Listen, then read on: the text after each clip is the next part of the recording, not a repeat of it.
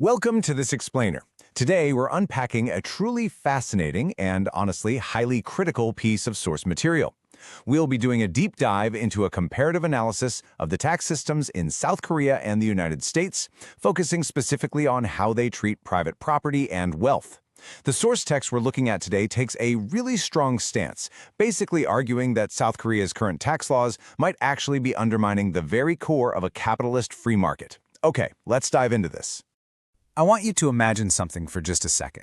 You've worked your entire life, you've built a successful enterprise, and you decide it's time to give back to society. So, you generously donate your life savings, let's say 21.5 billion Korean won, to a public scholarship foundation. That's a noble act, right?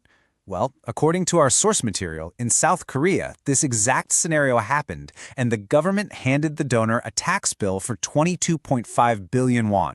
Yeah, you heard that right. A tax penalty that was actually larger than the donation itself. That shocking data point really brings us to the central philosophical question posed by today's source material. Who truly owns the wealth you create? The author argues that the absolute foundation of a capitalist market economy is the guarantee of private property rights. You know, the idea that the wealth you earn through your own hard work is yours to control, dispose of, and eventually pass on to your family. The text we're analyzing questions whether South Korea's current policies actually represent this free market ideal anymore, or if they've shifted into something closer to a state-controlled economy where the government effectively dictates the flow of all private assets. To really understand the author's argument, we need to look at three main pillars of taxation. So, Pillar 1, wealth transfer and the gift tax gap. And this brilliantly illustrates the stark contrast the source highlights between the two nations. In the United States, the philosophy is pretty straightforward. If you paid income tax on your earnings while you were alive, you basically have the liberty to give that money to whoever you want.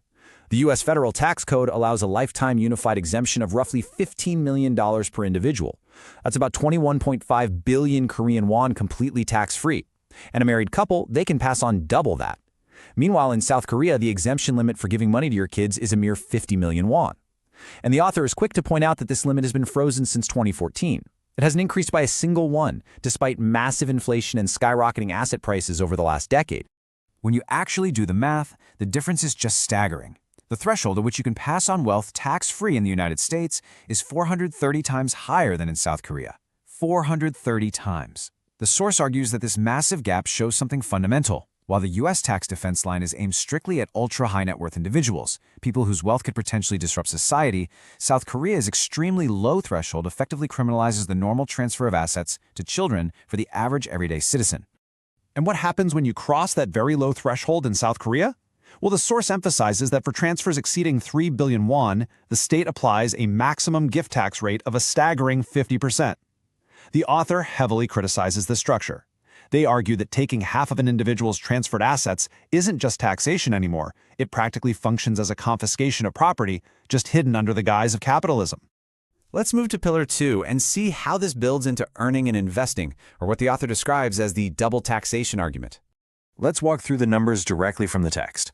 First off, when high earners make money in South Korea, they face a top income tax rate of 45% plus a 4.5% local tax.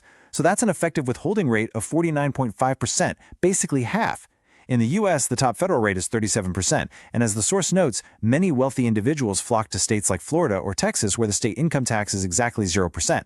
But the source argues the real trap is what happens next. If a South Korean citizen takes that remaining, already heavily taxed income and decides to invest it, they're hit with a capital gains tax of up to 45% when they finally sell or transfer those shares. The author's interpretation of these numbers is that the two countries just have fundamentally different views on investment itself. In the United States, if you hold an asset for over a year, the government sees this as a positive, economy-boosting investment. They actually reward you by dropping the top capital gains rate to 20%. South Korea, conversely, lumps these investments right in with general income, applying those same punitive progressive rates up to 45%. So, the source summarizes this as a trap. Nearly half your money is taken when you earn it, and then nearly half of whatever profit you make investing the rest is taken all over again. Okay, moving on to Pillar 3, the donation penalty. While the arguments about income and inheritance are definitely compelling, the source reserves its absolute harshest critique for how these two countries treat charitable giving and philanthropy. In a healthy capitalist system, at least according to the source, voluntary donation is the key to a virtuous cycle of wealth. The U.S. views philanthropy as a patriotic act where private citizens step up to help supplement government welfare. Because of this, the U.S. offers up to a 60% income deduction for donations and makes stock donations entirely tax-free. That is exactly why billionaires like Bill Gates pledge their entire fortunes to charity. But, according to the text, South Korea's system views donations with deep suspicion. They treat them as potential loopholes for the wealthy. If you donate stock to a public foundation in South Korea, and it exceeds just 5% of the company's equity, the government classifies it as an expedient wealth transfer and hits it with up to a 50% gift tax. Now, what's really interesting about this slide is how these abstract tax codes are grounded in a very real, very tragic anecdote. Actually, this takes us right back to that crazy hook from the beginning of our explainer. This is the real-world case of Dr. Hwang Pil-sang. Let's look at the steps. Step 1. He took his lifetime savings of 21.5 billion won and donated it to create a scholarship foundation. Step 2. Because this incredibly generous donation consisted of company shares that exceeded that strict 5% government limit, he tripped a massive legal wire. Step 3. The state classified this philanthropic act as an illegal wealth transfer and hit him with a 22.5 billion won tax penalty. The author uses this story to argue a really dark point. A system that blocks you from giving money to your family and punishes you for giving it to society ultimately demands that all assets be surrendered to the state. All right, so that brings us to the final section, the source's conclusion and warning. Having laid all that data out, the author invokes a very heavy word to describe South Korea's tax trajectory: nationalization. Why use such a strong term? Well, the mathematical argument presented in the text is that if the state takes 50% of an enterprise's value every single time it passes to the next generation, it only takes 2, maybe 3 generations for the individual's entire company and accumulated assets to be completely absorbed by the government. The source argues this is basically a form of legalized slow-motion nationalization. And the author points out a fascinating, almost unbelievable irony here. South Korea is ostensibly a capitalist nation, right?